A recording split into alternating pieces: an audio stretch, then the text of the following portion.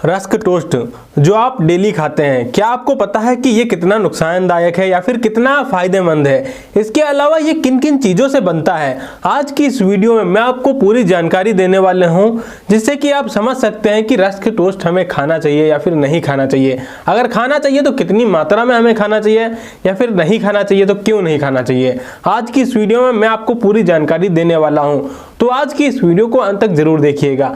अब चलिए ज़्यादा देर न करते हुए इस वीडियो को स्टार्ट कर लेते हैं। तो हेलो गाइस, मेरा नाम है अरुण पासवान और आप देख रहे हैं खुरपेंची ब्रेन। अब अगर आपको एजुकेशन से रिलेटेड वीडियो देखना पसंद है तो हमारी वीडियो को लाइक करके चैनल को सब्सक्राइब कर लीजिएगा और आने वाले बेल आइकन को जरूर दबा दीजिएगा, जिससे कि हमारे आने वाली नई वीडियो की नोटिफिकेशन आप तक सबसे पहले पहुंच सके।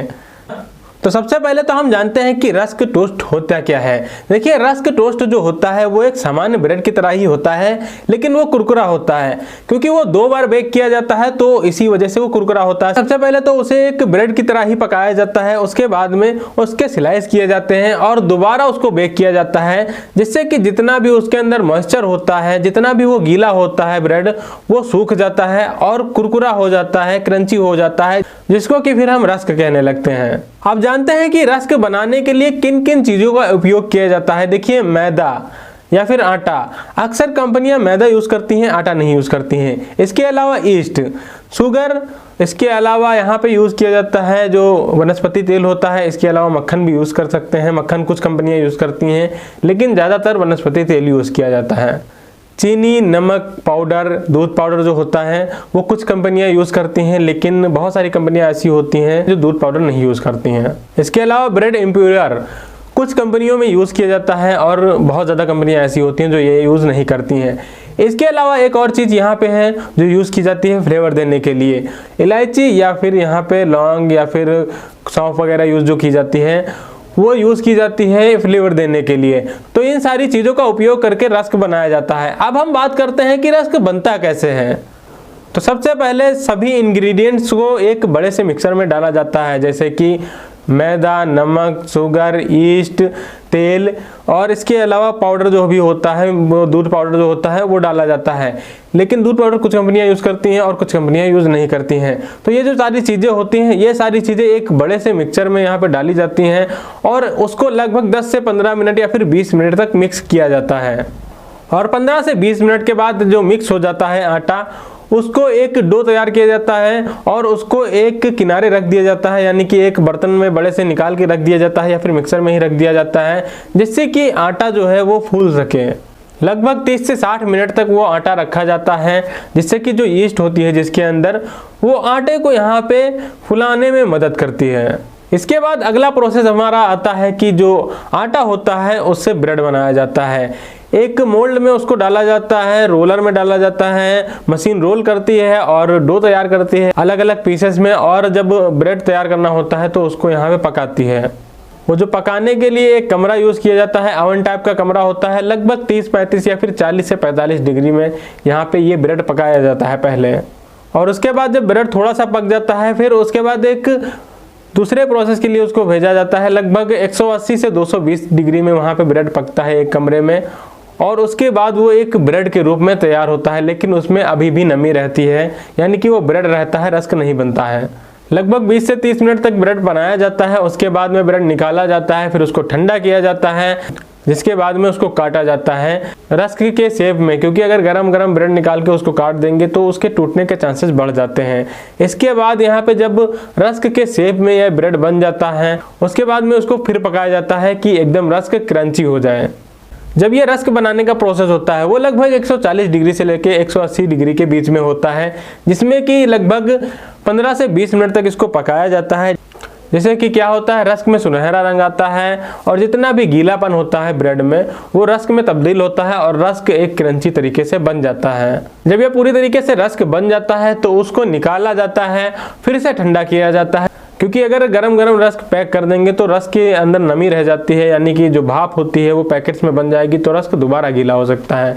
इसके लिए उसको फिर से ठंडा किया जाता है। फिर रस्क ठंडा हो जाने के बाद उसको पैकेट्स में पैक कर दिया जाता है। फिर कंपनियां चेक करती हैं कि रस्क कहीं टूटे हुए तो नहीं है, उसका वजन का नाप करते हैं, और उसमें कितने इंग्रेडिएंट्स हैं। कुछ कंपनियां यूज़ करती हैं, बहुत सारी कंपनियां ऐसी होती हैं जो ये यूज़ नहीं करती हैं, लेकिन कंपनियां साफ तौर पे कहती हैं कि मैंने बहुत बार रस्क चेक किया है, जितने इंग्रेडिएंट्स हैं वो सारे चेक किए हैं। और ये सारी चीज़ चेक करने के बाद में कंपनी जो है रस्क जो है वो मार्केट में बेचने के लिए भेज देती है। और ये जो रस्क होते हैं वो ब्रेड के मामले में काफ़ी ज़्यादा अच्छे होते हैं। इसके अलावा ब्रेड बहुत जल्दी ख़राब हो जाता है, लगभग 3 से 4 दिन में ब्रेड जो है एक्सपायर हो जाता है, लेकिन रस्क होता है लगभग 6 महीने तक ये एक्सपायर नहीं होता है और आप इसे 6 महीने तक स्टोर करके खा सकते हैं। अब चलिए हम बात करते हैं कि रस्क खाने के फ़ायदे क्या होते हैं। आखिर इंसान रस्क ज़्यादातर क्यों खाता है। देखिए, रस्क एक हल्का स्नैक होता है। अगर आप डेली लगभग 2 से 3 पीस खाते हैं तो इसके कोई नुकसान नहीं होते हैं। रस्क में हाई कैलोरीज होती हैं तो आपको यहाँ पे कम ही खाना चाहिए। इसके अलावा रस्क एक ऐसी चीज़ है जिसको कि आप ट्रेवल्स के समय में यूज़ कर सकते हैं। सुबह के टाइम पे या फिर शाम के टाइम पे आप इसे 2 या 3 स्नैक खा सकते हैं, इसमें कोई नुकसान आपका नहीं होगा। अब बात करते हैं रस्क खाने के नुकसान किन किन लोगों को होते हैं और किन वजह से नुकसान ज़्यादा होता है। तो सबसे पहले जान लीजिए कि रस्क जो होता है वो सबसे ज़्यादा कंपनियां जो होती हैं वो आटे से नहीं बनाती हैं, वो मैदे से बनाती हैं। तो कई सारे ऐसे लोग होते हैं जिनको जो है मैदा नहीं खाना चाहिए।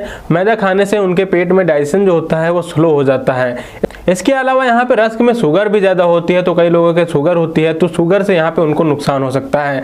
रस्क एक ऐसी चीज़ है जिसमें कि कैलोरीज काफ़ी ज़्यादा होती हैं, तो अगर आप इसको खाते हैं तो ऐसा भी हो सकता है कि आपकी बॉडी को यहाँ पे ये हार्म पहुँचा सकती है। जो भी लोग बीमार होते हैं, जिनको की डाइजेशन की दिक्कत होती है, वो लोग रस्क एकदम कम मात्रा में खाएं। लगभग एक दिन में 1 या फिर 2 खा सकते हैं। इसके अलावा हफ्ते में 1 बार या फिर 2 बार ही खा सकते हैं। देखिए, रस्क अब कब खाना चाहिए। देखिए, सुबह आप खा सकते हैं। इसके अलावा हम बात करते हैं कि रस्क हमें कब खाना चाहिए, कब नुकसान नहीं करेगा। देखिए, आप सुबह नाश्ते के तौर पे खा सकते हैं चाय के साथ में, लेकिन आपके अगर शुगर नहीं है, इसके अलावा आपका अगर पेट का पाचन क्रिया अच्छी है तो आप सुबह खा सकते हैं और शाम भी खा सकते हैं। अगर आपके पेट में दिक्कत है पाचन की तो आप ना ही खाइए, आप अवॉइड कर सकते हैं। या फिर इसके अलावा जो ब्राउन ब्रेड जो आती है वो आप खा सकते हैं, उसमें चीनी भी नहीं होती है और वो आटे से बनती है। इसके अलावा कब इसको नहीं ही खाना चाहिए। देखिए, डॉक्टर कभी कभी कहते हैं कि तेल अवॉइड करो। अब रस्क एक ऐसी चीज़ है जिसमें कि आपको पाम ऑयल मिलता है, रिफाइंड मिलता है, जो कि बहुत ज़्यादा ख़राब होता है, जिसको कि हमें नहीं खाना चाहिए। अगर आपके कोई बीमारी होती है, शुगर वगैरह होती है, तो आपको रस्क बिल्कुल ही अवॉइड करना होता है और आपको इसे बिल्कुल भी नहीं खाना होता है।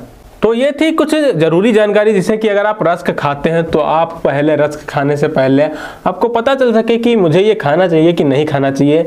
अब अगर आपको ये वीडियो इन्फॉर्मेटिव लगी हो तो हमारी वीडियो को लाइक करके जरूर जाइएगा। मैं मिलता हूँ आपको एक नई वीडियो में नए से टॉपिक के साथ में। अब इसके अलावा अगर आपको किसी भी चीज़ के बारे में पूछना है, कोई भी खाने वाला प्रोडक्ट होता है जो कि नहीं खाना चाहिए या फिर खाना चाहिए, इसकी जानकारी अगर आपको लेनी है तो आप कमेंट में वो प्रोडक्ट का नेम जरूर बताइए, जिससे कि मैं आपको अगली वीडियो में इसकी जानकारी दे सकता हूँ। तो मिलता हूँ नेक्स्ट वीडियो में, तब तक के लिए जय हिंद, वंदे मातरम।